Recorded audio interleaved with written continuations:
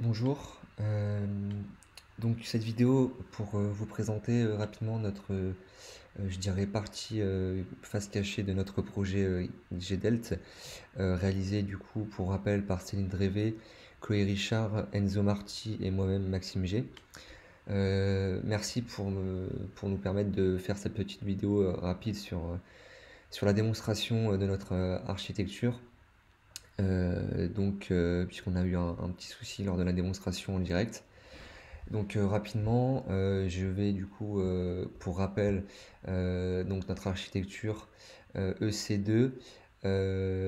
Donc pourquoi EC2? Puisqu'en fait, ça nous a permis de monter nous-mêmes à la mano tous nos nœuds, avec du coup sur le master 1 et le master 2 Zookeeper embarqué, ainsi que Zeppelin et Spark. Ici, donc les 5 slaves avec Cassandra et Zookeeper tout seul. Donc pour rappel, on a voulu installer deux masters pour au cas où lors des requêtes il y a un échec, bah, on peut toujours requêter via le deuxième master. Et ça, c'est assuré en fait, par le quorum de 3 euh, des Zookeepers. Donc Zookeeper 1 qui est installé sur le slave 1, Zookeeper 2 sur le slave 2, et le Zookeeper 3 du coup qu'on a installé sur un nœud à part. Voilà. Du coup, maintenant, donc rapidement pour les Zookeepers. Donc en fait, on peut faire sur les nœuds en question, on peut voir en fait une fois que les Zookeepers ont démarré, on peut voir quel est celui qui est le leader et quels sont les followers. Donc ici, on met un follower, donc tous les statuts, enfin le statut de ces trois nœuds Zookeeper qui vont donc réélire le nouveau master. Enfin, c'est pas le gros du propos ici, donc je vais du coup vous montrer ici en fait en démontrant en direct. Du coup, j'ai fait dans la précipitation, j'ai killé un nœud Cassandra que du coup j'ai remonté pour pouvoir faire cette vidéo. Et du coup, donc j'ai remonté et on voit bien qu'il s'est reconnecté tranquillement au, au cluster. Au cluster. Donc si on fait un node tool status ici, on remarque bien donc qu'il est bien connecté. Donc en fait, ouais, le petit bémol, c'est que de ce projet, on sait qu'en fait, on n'a pas eu. On avait chargé au début un mois de données, et en fait, on est reparti sur très peu de données, malheureusement. Donc voilà. Du coup, que je m'égare pas. Ouais, oui, du coup, je vais passer ici directement sur les épines. Oui, donc pour rappel, on voit qu'ici on a bien le Master 1 qui est live avec les 5 nœuds de connectés dessus et le Master 2 qui est en stand-by. Et je vais pas refaire cette manip du coup, puisque c'est ce qui m'avait un petit peu embêté lors de la démo en direct. Du coup, maintenant sur le Zeppelin, du coup, on a un Zeppelin qui est donc sur le Master 1 et on a eu pas mal de diff. Enfin, ouais, c'était un petit peu compliqué pour nous de comprendre enfin, l'interpréteur encore ça allait, mais surtout le Spark Cassandra Connector en fait, on l'avait installé dans les fichiers config et ça marchait pourtant pas.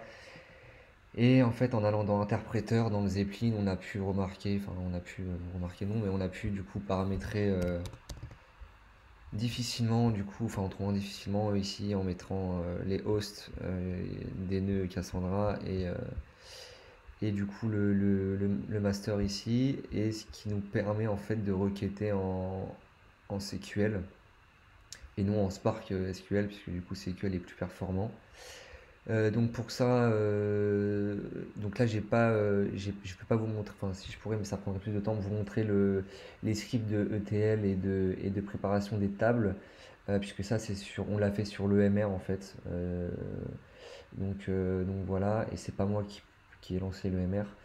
Mais du coup, rapidement, donc ouais, du coup, on utilise donc la keyspace gdelt et du coup on voit bien que euh, On voit bien que du coup il va essayer de requêter via ce nœud-là. Donc ça fonctionne bien. Ici, pour la première requête, donc on, on la lance rapidement. Hop, voilà, ça tourne bien. Donc ça c'est sur un mois de données. Et les autres requêtes sont sur du coup la. Hop, hop, hop, hop. Est-ce que celle-ci elle est sur un mois aussi ou pas? Non, celle-ci elle est sur une journée du coup. J'ai l'impression que celle-ci elle est sur une journée. Et du coup, la requête 3 elle est aussi. La requête 3 c'est sûr qu'elle est sur. Ouais, la requête 3 elle est sur 15 minutes par contre. Euh,